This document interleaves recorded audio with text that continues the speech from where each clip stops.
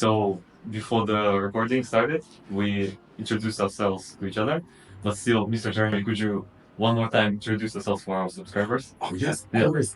Hello, guys. My name is Jeremy Butler. I am an American freelancer living here in South Korea. I originally came to Korea 4 years ago as an English teacher, but now I am doing freelance work. And so, yes, here I am about 4.5 years later. And I'm so happy to be interviewed by you guys. And so, yeah, Okay, so you've been staying in Korea for 4 years, right? for 4 years, yeah. Okay, and you initially came to do teaching. Teach English, yes, yeah. Through this program called the EPIC program, Mhm. EPIK, English program in Okay, Korea. need a separate kind of visa, right? Yeah, we call it the E2 visa, the teaching visa. And Okay. so, yeah, I got that visa through like the program orchestrated everything for me. And so, but then when you do the modeling or entertainment visa, you switch from E2 to E6, which Mhm. E6 is the entertainment one. So, yeah. That is easy to change it from E2 E6. Actually, not. It can be a complicated process. Mhm. And so for me, it kind of went smoothly, but I've had friends who have struggled because it's going to the entertainment visa. One, it's lately the I'll just say that visa has been saturated. Like the entertainment market has been a little oversaturated. Like a lot of people want to get that visa, so it can be a little competitive to get. But Mhm. my experience wasn't that difficult. I just think the only thing was just trying to find, once you switch your visa, you have to go to another country. Mhm. And so the embassy there can process your visa. And so that was the most difficult part. But it wasn't even that difficult. It went smoothly. And so yeah. Okay, somebody is helping you to get the visa. So that process from switching from teaching to entertainment, I had to find a agency who would sponsor me. And so that actually, I think that was probably the most difficult part, trying to find an agency, Okay. because you want an agency that will believe in you, but also you want to find a good agency that won't take advantage of you. And so I think just narrowing down, what agency I want to sign with, and which one wants me. That was the most difficult part. Actually, I have a testimony and a long story about that, but it worked out.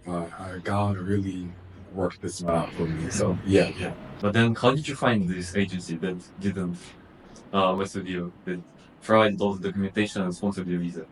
So I went and I asked a few friends. I knew a few people who were in this industry, and so I had recommendations. But really, I just went on Instagram and I just typed in agency, and there's a whole bunch of agencies just appeared.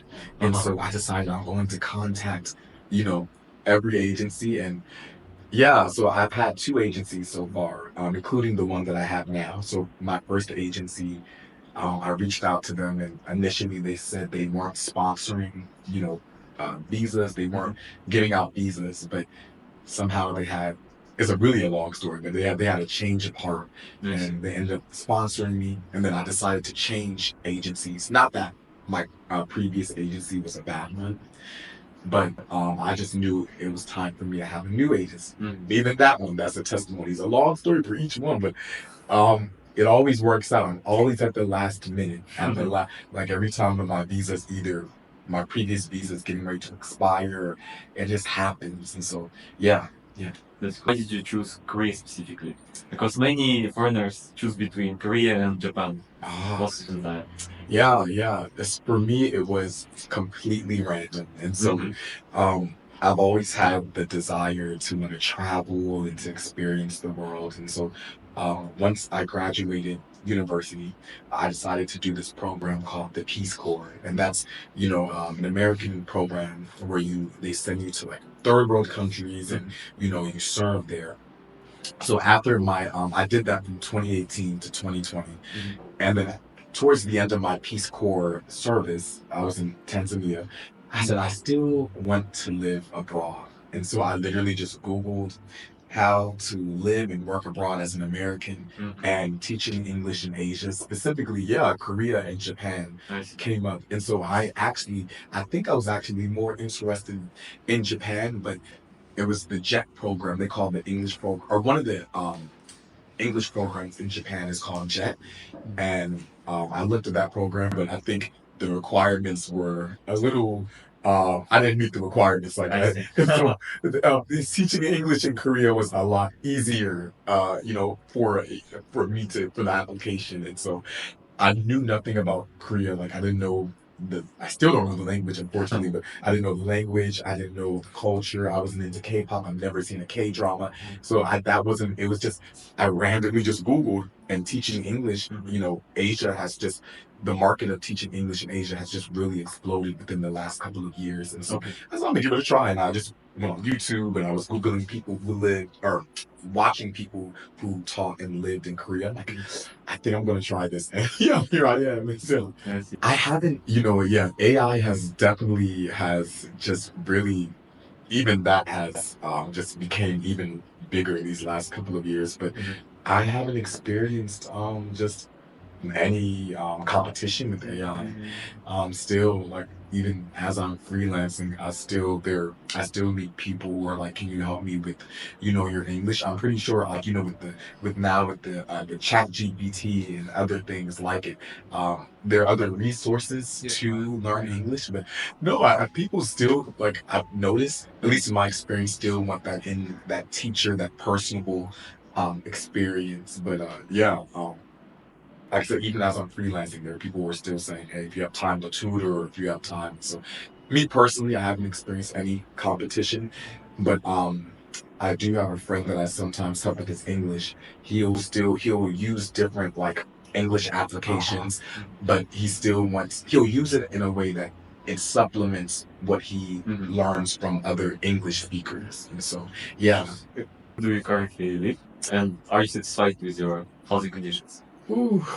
Okay, so I currently live in, and I always, I butcher the name because there are two similar cities, Shincheon, near Yonsei University. Okay. Because I know there's another city that sounds like that. There's like, which one? So I'm always like, I live near Yonsei. Yeah. And so, yeah, I live.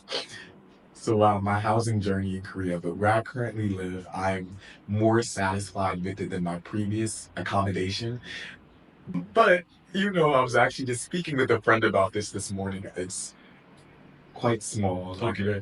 but it's affordable, and I'm grateful. But I would like eventually to have a bigger space where I feel like I can just stretch both of my arms, and I'm not touching the ceiling, or I'm not touching the wall. I want a bigger space, and so I remember I showed my dad my place. He says, "This reminds me of what you were living in when you were in college. It looks like it's a dormitory." And but am I satisfied with it? I guess for the time being, but I long for something more. If I could have something better financially, I I I would 100%. I want a bigger place. I want a place to call my own. Right now, it just feels like a place where I'm just like, okay, like I still live out of my boxes, in my home because that's how small it is. But I guess I'm grateful. But yeah. How did you find the process of actually looking for a house? Wow. So initially when I came to Korea, the when you come as an English teacher, most times they provide the housing for you. And so coming in 2020, everything was provided. Like I remember they placed me in the countryside, I believe in Chungcheongdo province. Yeah, yeah. It was really far. Yeah. It's called a town called Yesan. And Yes, yeah, yes. it's like really had this nice charm. Like it's known for apples, these and sago. Really, it had this nice charm to it. But they gave me a nice office tale, and it was spacious. And then when I decided to move to Seoul, I signed a contract with the Hagwon, and they handled my housing. And then when I moved to another part, so they always handled I never had to worry about it. Like everything was covered, the rent except the utilities. But that was part of my concerns, and I decided to switch from teaching to entertainment because I would no longer have that covering of my school provided my housing. Now that I'm in entertainment, like, I have to find my own housing, which I knew would be, one of the things that would, was kind of, I'd be a little concerned about, but by the grace of God, I was able to have, like, how did I find my pastor? My pastor, he helped me find my previous accommodation. It was I'm just grateful for it. Really small, but and now I randomly found my current accommodation, my housing accommodation, on Soul's Craigslist. Mhm. And I'll be honest, guys, like the housing that was provided from my schools that I was teaching at, a lot better. But but since because I'm freelancing and I'm still getting my feet wet in this field, I can only I can only get what I afford, and so um, it I'm grateful that my pastor helped me find or Moksani helped me find my previous accommodation, and by the grace of God, I found my current one. And yeah. But and I have to cover rent too. I say that like my school covered my previous rent in my schools, but now it's all me. And so, cool, man. What did I do? But it's okay. I feel called to this field, and so yeah. How do you find food in Korea? Wow, these days it's been ramen, but no, like not the, but so when I first came, like when I was like, my teaching salary is, and I feel bad. I think, coming to Korea, I should have done more research. Like my personality, I'm just very free spirited. I just jump right in. I'm like, I sometimes jump in blindly, which can be concerning. But so I didn't know much about the food. So coming to Korea, um, I really wasn't into Korean food. It took me a while. Not that there's anything wrong. I just, I'm a westernized boy through and through. Though Korean barbecue is like a big influx in the Korean barbecue, like in the States, especially like my friends love it. And I remember I had it for the first time, or no, the second time in Korea, and my sister was like, "Oh my God, I love it."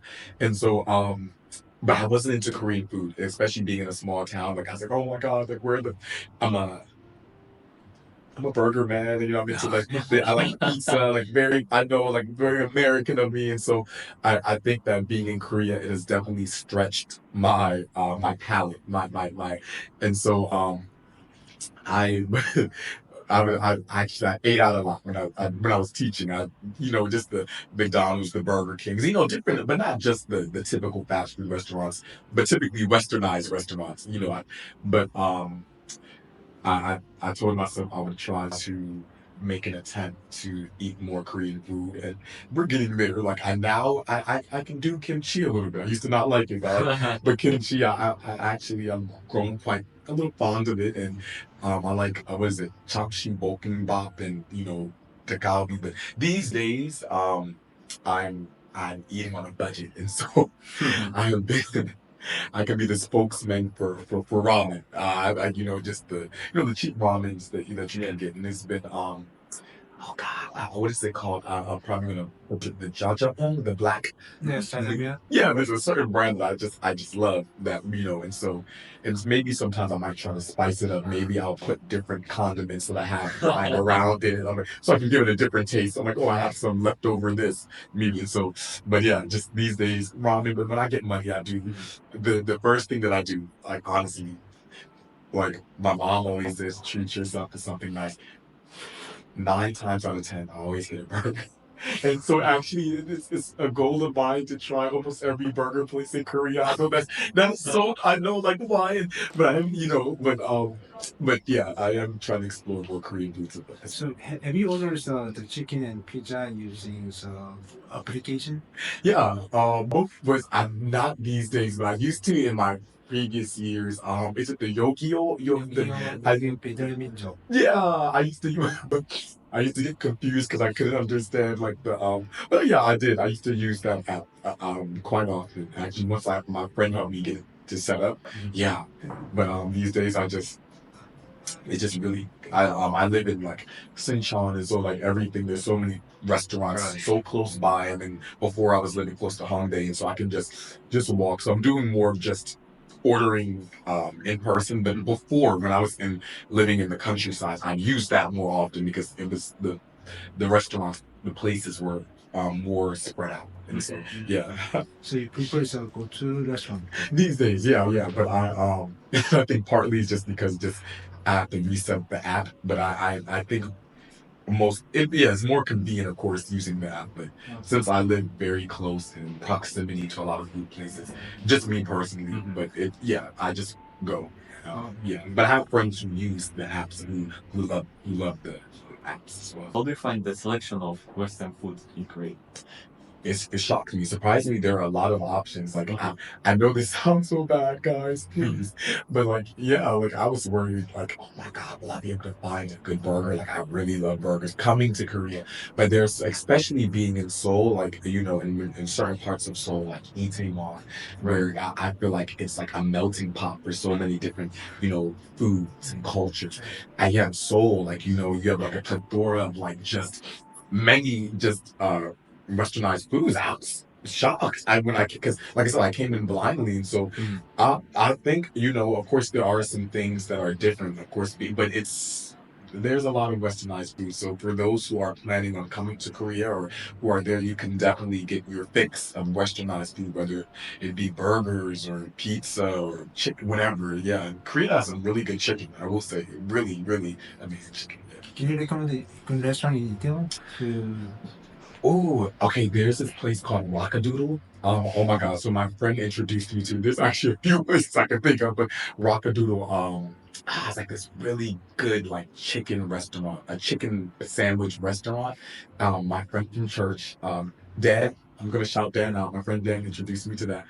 But there's so many. Like I know, like what else? There's this if I can remember the name, it was like this barbecue restaurant. I cannot remember the name, but I had just like this beautiful barbecue platter, and it was just so great. I'm trying to remember. I think I had like the pulled pork, but there's so many restaurants. I was just in Itaewon like a few days ago. Of course, my favorite food is called Burger Itaewon. Burger, it's a burger place. I was just there. So there's so many places that you can eat, and if I keep thinking of them, the names will come. But okay, so I can talk about food forever. I love food. I love food. Yeah. What do you usually do in your free time? My free time. So I'm very. Let me see. So I'm very spiritual. Like I'm a Christian, and so I go to church. I go to church at least. Yeah, I go to church often because I sing on like the worship team, and I serve in a few ministries. So I'm at least at church Wednesdays and Sunday. Wednesdays because we have midweek prayer service and worship service, and then Sundays. But like as far as hobbies, guitar, I'm like really picking up the guitar, and so I actually take a guitar class every Monday. So I practice. I try to practice every day for about an hour, Mhm. and then I also sing. And so I my church is not too far from my house, and so often I can go to the church even when church service isn't happening, and I'll just go and practice my voice. And so like yeah, so I like to sing, I like to practice guitar. What else do I like doing? Sometimes I just like getting up and just exploring. Just getting up like or getting on a train or getting, on a bus and just walking around. Like I have this I like yo-yo, so I like to sometimes just go to IFC Mall and just walk around, even if I don't have money, just to walk around. I just like having my music in. But these days mainly really guitar, practicing my voice, church, exploring a little bit. Um, yeah, and just like my job requires me to like, it's like shooting, so I do filming. It's like, sometimes like I'm just an extra in the background. And so sometimes I'll partake in that, like, just being like an extra, like in a music video, or just different things. But yeah, those are some of the things that my life consists of at this point. Yeah. How do you find those activities in Korea? Is it easy to find them? Are they accessible to foreigners and stuff? Yeah. Wow. I think actually I found that my guitar skills have taken off here in Korea. Because I've just started, but when I first was living in Yesan, more of the countryside, I I could find there were definitely guitar teachers or instructors, but um it was hard for me, of course, to find one who could um speaking English, which is Mm-hmm. understandable because we're in Korea. So I think now being in Seoul, there's a lot more just opportunities to find people who can help me with my guitar playing. And so actually I'm a teacher, and so he's a pretty great teacher. I found a few teachers here that has really helped my skills grow. And as far as singing, yeah, I sing at church, and we even have there's a woman at my church who's also a voice instructor, and so yes, I think it's very accessible. Like, just you can find whatever your hobby is. Like, I think you can find things, especially being in Seoul, to have a place where you can have an outlet to express your hobbies. Yeah, and find ways to hone them and just enjoy yourself. So yeah, yeah. You said they're accessible, but are they affordable? So it really depends, I think, on the person's financial income. And so actually, when I was teaching, I could afford it. I had a really great guitar teacher. She was awesome. But when I stopped teaching, I could no longer afford her. And so my lessons had to come to a halt and they had to stop. But I'm so happy. I actually there's this my current guitar teacher now, what's it called? Carrot market, like yeah. And so like I offered, one of my friends posted that I could teach English, and he happened to be a guitar teacher. So he was like, so now what we do is an exchange. I teach him English, and then yeah, he teaches me guitar. So actually, that's what I was just doing before actually coming to this interview. Yeah. So on Mondays, yeah, he teaches me guitar, and then in exchange, I teach him English. And it's like conversational English. And so, yeah, I think that it really depends on the person's financial income. But for where I'm at now, no, I could not afford guitar lessons. The only reason I have them now is for the mutual exchange, which has been a blessing. And so, yeah, yeah, so, yeah. Can we ask you, like, how do these agents operate?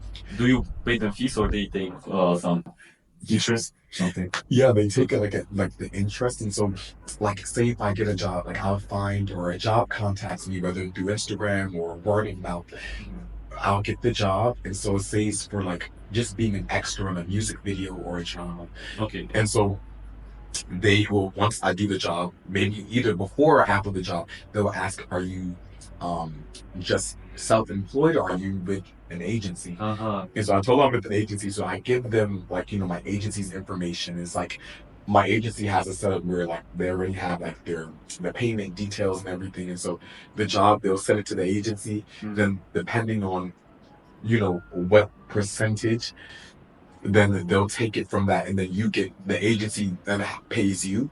But it depends, each agency is different. Some pays you as soon as they receive the money, or some they have like a date that they assign.